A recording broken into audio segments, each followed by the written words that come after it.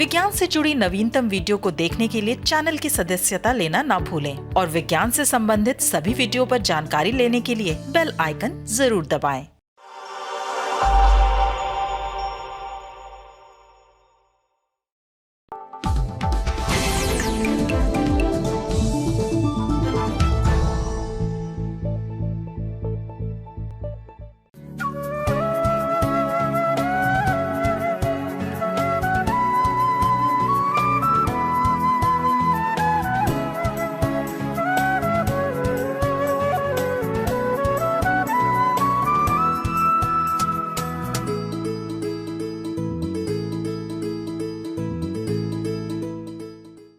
नमस्कार, जन विज्ञान में आप सबका स्वागत है।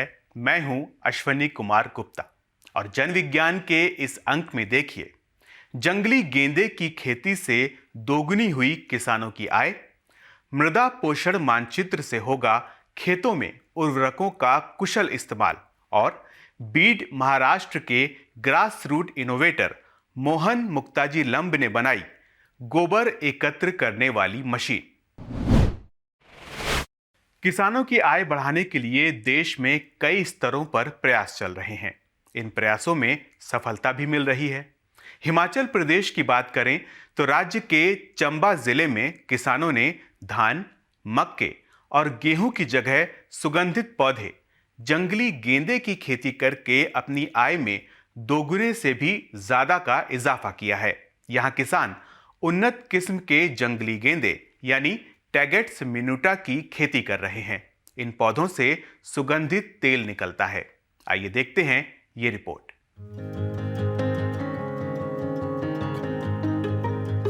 विज्ञान एवं प्रौद्योगिकी विभाग यानी डीएसटी की योजना के तहत society for technology and development यानी एसटीडी और मंडी सपोर्ट कोर ग्रुप ने किसानों को वैकल्पिक खेती के लिए प्रोत्साहित किया है।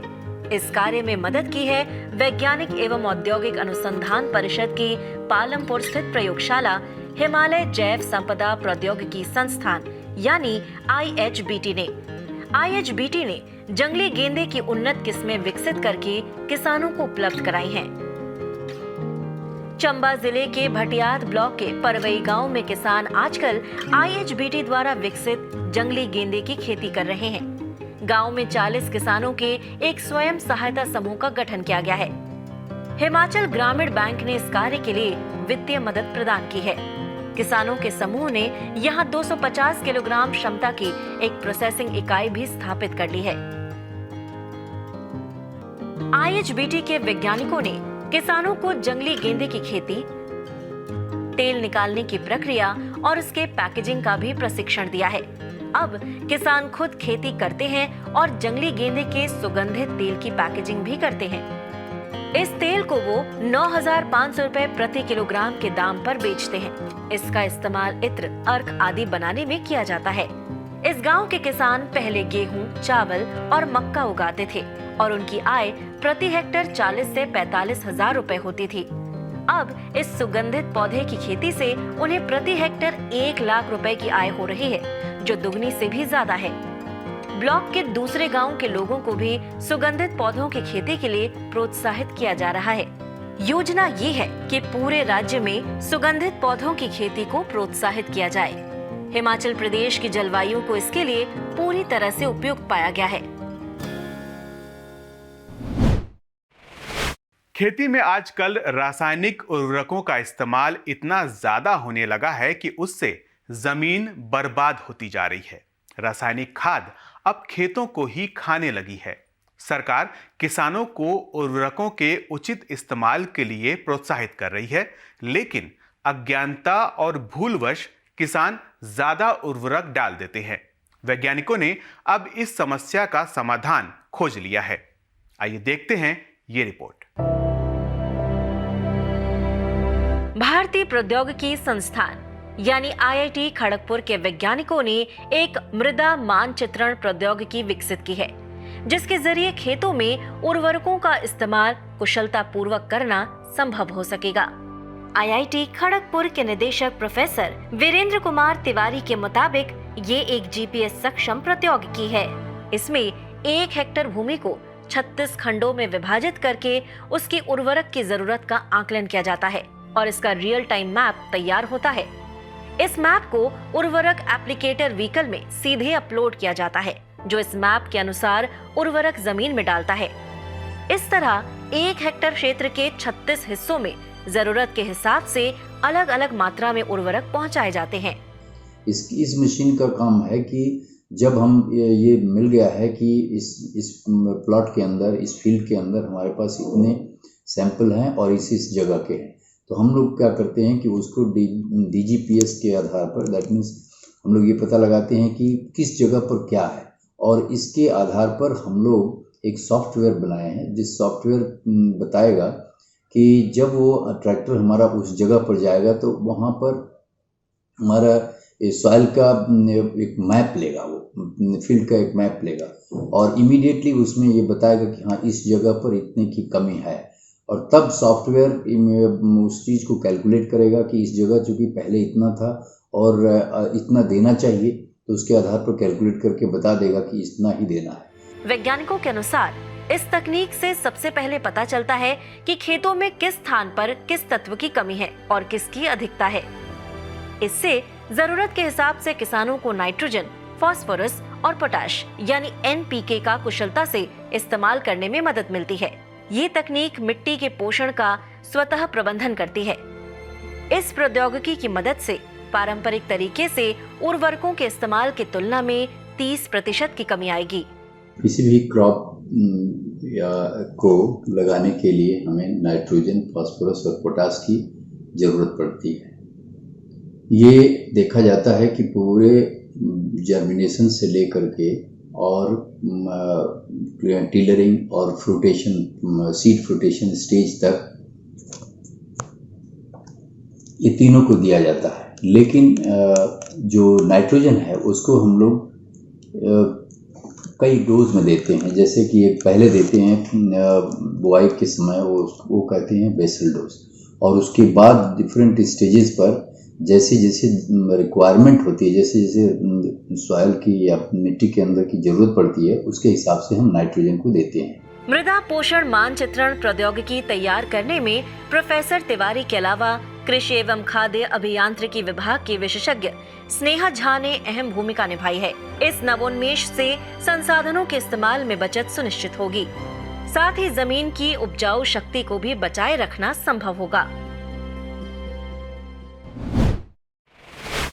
हमारे देश में पशुपालन और खेती से जुड़े बहुत सारे काम अभी भी मैनुअल तरीके से होते हैं और उनमें मशीनों का उपयोग कम है।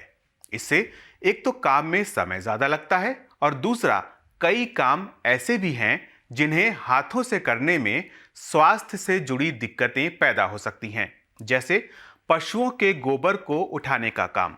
गांवों में पशुपालक आज भी ये काम हाथों से करते हैं।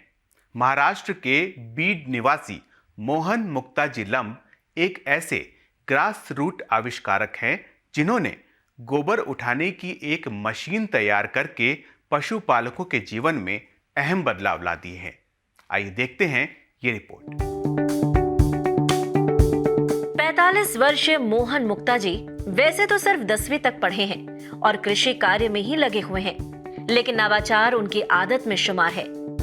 वे किसानों के लिए पूर्व में दवा छिड़काव करने वाली मशीन भी बना चुके हैं। तकरीबन 5 साल पहले की बात है जब वो एक पशु फार्म में गए और उन्होंने देखा कि बड़े पैमाने पर मजदूर पशुओं का गोबर उठा रहे हैं। उन्होंने पाया कि इस काम में मेहनत तो ज्यादा लग ही रही है, लेकिन हाथों से गोबर उठाना स्वास्थ्य के लिए भी ठीक नहीं है।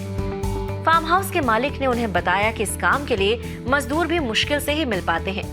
बस फिर क्या था, मोहन मुक्ताजी ने तभी तय कर लिया कि वो एक ऐसी मशीन का निर्माण करेंगे जिससे गोबर उठाया जा सके और इतने मजदूरों की जरूरत भी ना पड़े। उन्होंने 2015 में गोबर उठाने वाली मशीन का पहला प्रोटोटाइप तैयार किया और इसका इस्तेमाल शुरू किया, लेकिन इसमें कुछ खामियां थी। उन्हें ठीक कर दूसरा प्रोटोटाइप तैयार किया गया, उसमें भी कुछ बदलाव करने पड़े। आखिरकार 2018 में उन्होंने गोबर उठाने वाली मशीन का फाइनल प्रोटोटाइप तैयार किया। इस मशीन में आधे हॉर्स पावर की डीसी गियर्ड मोटर लगी हुई है। ये बैटरी चालित है और इसमें पहिए लगे हुए हैं। ये मशीन खुद ही गोबर को उठाती है और इसमें लगी एक ट्रे में एकत्र करती है। ये 45 सेंटीमीटर के दायरे में एक साथ गोबर उठाती है। मशीन में प्रति मिनट 8 किलोग्राम गोबर उठाने की क्षमता है। इसमें किसी व्यक्ति को मशीन के हैंडल को पकड़कर धकेलना होता है। बाद में ट्रे को खाली स्थान पर पलट दिया जाता है। इस मशीन की कीमत महज 12,000 रुपए है। इस प्रकार ये बेहद किफायती है और कोई भी किसान इसे खरीद सकता है। श्रमिकों पर होने वाले खर्च के मुकाबले में देखा जाए तो ये राशि कुछ भी नहीं है। एक बार खरीदने के बाद ये मशीन वर्षों तक चलती है। नेशनल इनोवेशन फाउंडेशन यानी NIF ने इस नवाचार के लिए मोहन मुक्ताजी लम्ब को वर्ष 2019 में राष्ट्रीय इनोवेशन अवार्ड से सम्मानित किया। जन विज्ञान के आज के कार्यक्रम में बस इतना ही। आप सबसे अनुमति लेने से पहले एक विनम्र अनुरोध। विज्ञान, प्रौद्योगिकी, आविष्कार और नवाचार जगत के विश्वसनीय कार्यक्रमों को देखने के लिए अपने मोबाइल पर इंडिया साइंस ऐप अवश्य डाउनलोड करें। एक बात और, देश का अपना विज्ञान चैनल इंडिया साइंस अब फेसबुक, ट्विटर, यूट्यूब, लिंक्डइन और इंस्टाग्राम पर भी उपलब्ध है। हमारे कार्यक्रमों के बारे में आप अपने फीडबैक और सुझाव हमें ईमेल कर सकते हैं। हमारा ईमेल पता है feedback@indiascience.in। अगले सप्ताह हम फिर हाजिर होंगे जन विज्ञान के रोचक अंक के साथ। तब तक आप अपना ख्याल रखिए और हमें दीजिए इजाजत। नमस्कार।